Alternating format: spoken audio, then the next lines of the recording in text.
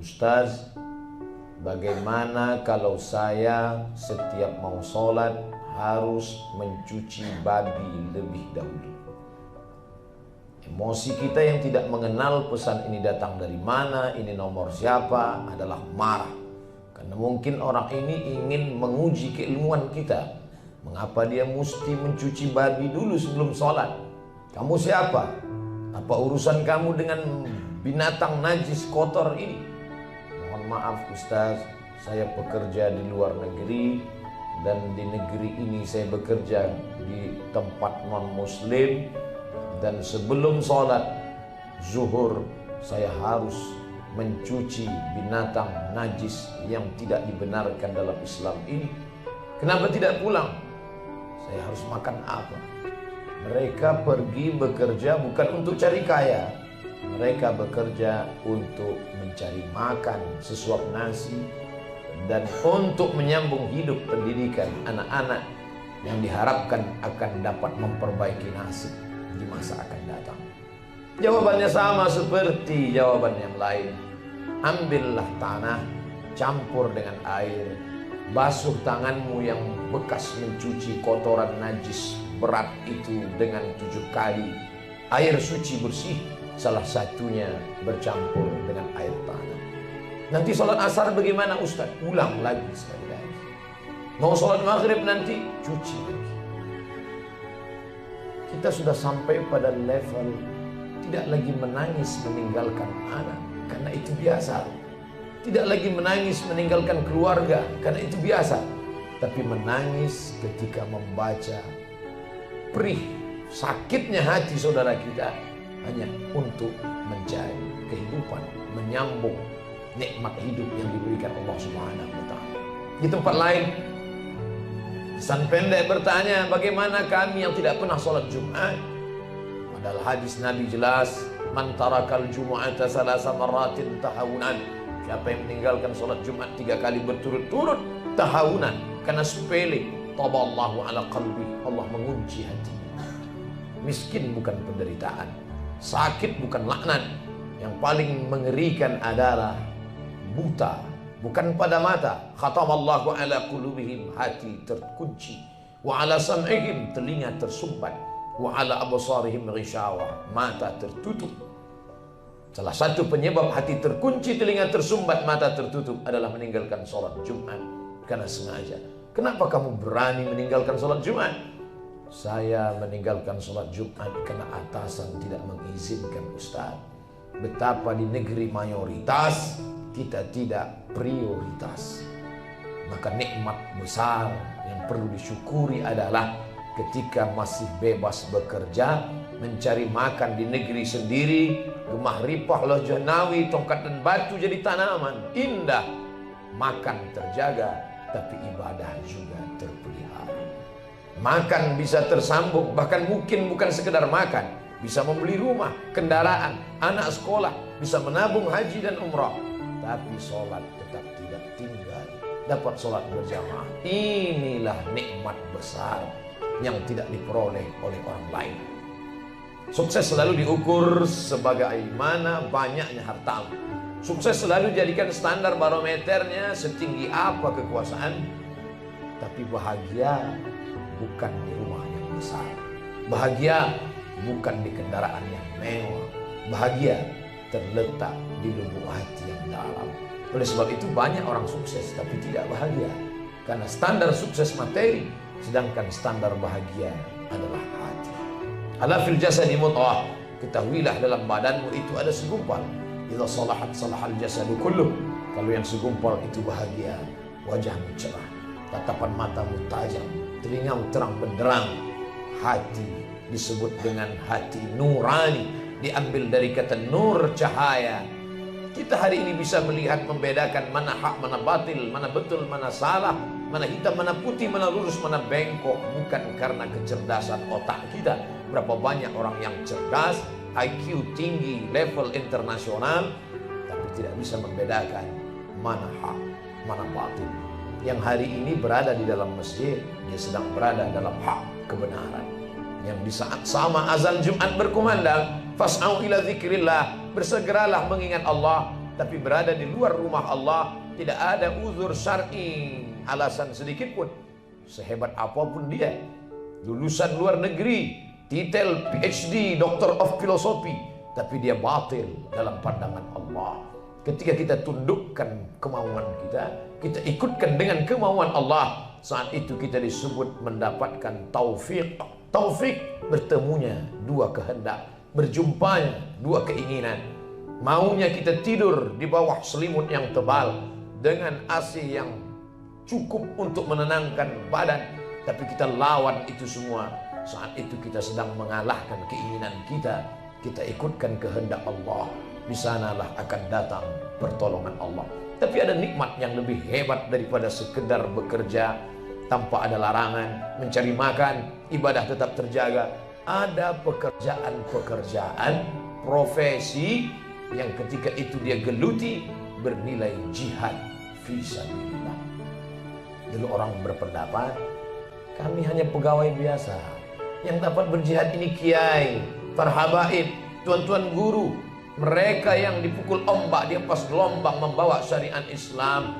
Bagaimana ketika Tariq bin Ziyad menyeberang Samudra Atlantik membawa pasukannya menuju negeri bernama Andalusia. Dialah sang mujahid fisabilillah. Kami bukan mujahid, kami manusia biasa, Ustaz. Bagaimana Muhammad Al-Fatih menembus 4 tembok yang dibangun oleh Kaisar Konstantin, meluluh lantakkan Konstantinopel. Tapi kata meluluh lantakkan tidak meratakannya dengan tanah. Masjid besar bernama Hagia Sophia, gereja yang dulu dibangun oleh Konstantin, tidak diusik sedikit pun, sampai hari ini masih tetap tegak berdiri. Apakah umat Islam tidak sanggup membangun masjid sebesar itu? Muhammad membangun masjid tepat di seberangnya 2000 keramik berwarna biru, sehingga masjid itu disebut dengan Blue Mosque, masjid biru. Lebih mewah, lebih megah, lebih tinggi, lebih hebat. Umat Islam ingin berkata, kami datang tidak menghancurkan, kami datang sebagai rahmatan lil alamin. Mereka yang disebut sebagai pejuang Islam, kami hanya pegawai biasa, Ustaz, kami hanya karyawan mencari makan. Tidak, karena dalam pekerjaanmu sudah menebarkan jihad fisabilillah. Tapi bukan jihad bermakna menghancurkan. Jihad bermakna melawan keegoan diri, melawan kemauan hawa nafsu, meluluh lantakkan perang syahwat, tapi dapat dimenangkan karena Allah yang menolong. Walladzina jahadu fina, mereka yang bermujahadah melawan hawa nafsunya untuk mencari jalan kami. Apa janji Allah? Lanahdiyannahum subulana, kami akan tunjukkan jalan kami. Itulah jihad. Orang tidak tahu kebenaran. Saking banyaknya orang batil berkata betul, sampai-sampai orang betul pun tidak lagi dapat membedakan mana yang batil, mana yang betul. Tapi ketika ditampakkan kebenaran itu, disiarkan bukan dari mulut ustaz, bukan dari khutbah, tapi dari acara, dari liputan, sehingga semua umat dapat melihat terang dengan nyata. Itulah jihad yang luar biasa. Bukan jihad yang biasa. Mereka tidak pernah berceramah, tidak pernah memberikan kultum, tapi dengan bakat keilmuan dalam bidang multimedia, sains, teknologi. Betapa jihad bukan lagi dengan pedang, jihad bukan lagi dengan anak panah. Tidak ada usus yang robek, tidak ada lidah yang patah, tidak ada jantung yang terburai. Tapi yang ada hanyalah memberikan pengetahuan, mencerdaskan umat. Inilah amal yang besar. Dalam satu hembusan nafas ada berita, dalam satu hembusan nafas ada zikir. Diamnya adalah fikir, geraknya adalah zikir, langkahnya adalah amal. Keluar dari rumah dengan niat bismillah tawakkaltu ala Allah, la haula wala quwata illa billah. Rezeki dapat, rahmat berlimpah, barakah turun, mencerdaskan umat. Inilah orang yang paling beruntung. Qad aflaha, mereka beruntung. Siapa itu orang yang beruntung? Al-mu'minun, mereka yang percaya bahwa di dalam tetes rezekinya ada pendidikan untuk umatnya. Siapa yang beruntung? Mereka yang percaya bahwa di dalam pekerjaannya mengandung jihad fisabilillah. Pakaiannya bukan pakaian ulama, jauh dari sorban, jauh dari aksesoris. Tapi Allah bukan melihat pakaianmu, Innallaha la yanzuru ila ajsamikum, Allah tidak melihat bentuk tubuhmu, wala ila suwarikum, Allah tidak melihat rupa wajahmu, walakin yanzuru ila qulubikum, yang dilihat Allah adalah kesucian hatimu, ketulusan imanmu, ketulusan iman dan niat baikmu, wa a'malikum, dan etos kerjamu. Langkahkan kakimu, niatkan jihad fisabilillah. Setiap hembusan nafasmu, setiap gerak jari tanganmu, setiap kedipan matamu, semuanya bernilai ibadah. Terwujudlah firman Allah, wa ma khalaqtul jinna, tidak aku ciptakan jin wal insa, dan manusia, illa liya'budun, kecuali untuk beribadah kepadaku. Adakah saat-saat genting orang ketakutan? Ya, semuanya takut. Karena kalau ini dijalankan, ini dilaksanakan, ini dilakukan, akan hilang pekerjaan, akan hilang sumber rezeki, akan hilang makan. Mereka lupa bahwa yang sejengkal di atas pusar, sejengkal di bawah pusar, itu semua hanyalah dunia kuasa Allah. Tapi ketika ketakutan itu hilang, Allah berfirman, ala inna awliya Allah, orang yang menolong agama Allah, la khaufun, tak ada takut dalam hatinya, walahum yahzanun, tak ada sedih dalam hatinya. Itu dulu yang dikatakan Abu Bakar Siddiq ketika dikejar di dalam gua bernama Thawr. Ya Muhammad, ya Rasulullah, mereka sedang mengejar kita, semuanya ketakutan, satu kota Makkah ketakutan. Tapi ternyata apa kata Allah? La tahzan. Kalimat Nabi dalam gua la tahzan menjadi inspirasi Aid Al-Qarni dalam penjara. Keluarlah buku bestseller, Don't Be Sad, jangan takut, jangan cemas, jangan sedih, karena mereka hanya dapat menakuti zahirmu, batinmu membuat engkau tetap bergerilya. La tahzan, jangan takut, innallaha ma'ana, Allah bersama kita. Ribuan tahun sebelum itu, Musa, the Moses, juga merasakan ketakutan yang sama. Ketika Fir'aun mengejar, akan menyeberang Laut Merah, apa kata Bani Israel? Inna lamudrakun, kita akan tertangkap Musa. Lihatlah Fir'aun beserta bala tentaranya, mereka akan menangkap kita.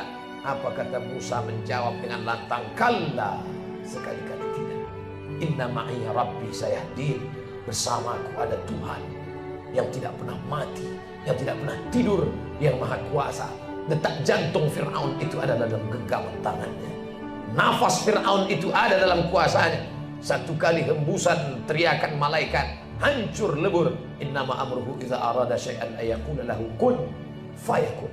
Itu yang tidak dapat dibangkitkan oleh motivator dengan segala kehebatan di convention hall bintang 5. Itu yang tidak dapat dibangkitkan oleh para petinggi penguasa, karena mereka hanya dapat membangkitkan dengan materi. Kamu berbuat ini akan dapat ini, kamu melakukan ini akan dapat bonus ini. Tapi ada sesuatu yang dijanjikan Allah, mala a'yunun ra'at, tak dapat dilihat oleh mata, wala udhunun sami'at, tak pernah didengar oleh telinga, wala khatara ala qalbi bashar, tak pernah terlintas di hati manusia. Itulah yang membangkitkan motivasi, itulah yang membuat kita terus beramal. Al-istiqamah, istiqamah kita di jalan ini, khairum min alfi karamah, lebih hebat daripada 1000 karamah. Idza ra'aitar rajul, kalau kau lihat ada orang yamshi 'alal ma', berjalan di atas air, yatiru fil hawa, terbang di atas awan, la taghtar, jangan tertipu, karena setan iblis pun bisa melakukan itu. Tapi pandanglah pada istiqamah. Istiqamah menyuarakan kebenaran, istiqamah menampakkan yang tidak tampak oleh manusia, tapi karena jasa otakmu, karena kerja tanganmu, karena kehebatan ilmumu. Hampir 300.000 juta miliar manusia dapat menyaksikannya di seluruh dunia. Maka inilah jihad yang luar biasa. Ingat, Fir'aun mati, Musa juga meninggal. Hari berganti musim berubah, Isa diangkat oleh Allah, tidak lagi tampak di atas muka bumi. Tapi Herodes juga mati, terkapar dimakan cacing tanah. Musim berubah, zaman berganti, manusia itu juga isinya perdebatan, pergolakan antara hak dan batil. Datang Muhammad SAW, muncul Abu Lahab, Abu Jahal. Di mana mereka sekarang? Semuanya mati, meninggal. Manusia hanyalah tokoh-tokoh yang berada di atas panggung. Ketika sinema berakhir, opera bubar, semua tokoh masuk ke dalam kotak yang sama. Manusia mati, meninggalkan nama. Nama apa yang kita ingin tinggalkan? Firaun pernah meninggalkan nama, tertulis dalam Quran. Qarun pernah meninggalkan nama, ada dalam Al-Quran, dibaca manusia. Tapi nama yang baik, itu yang akan dikenal sepanjang zaman.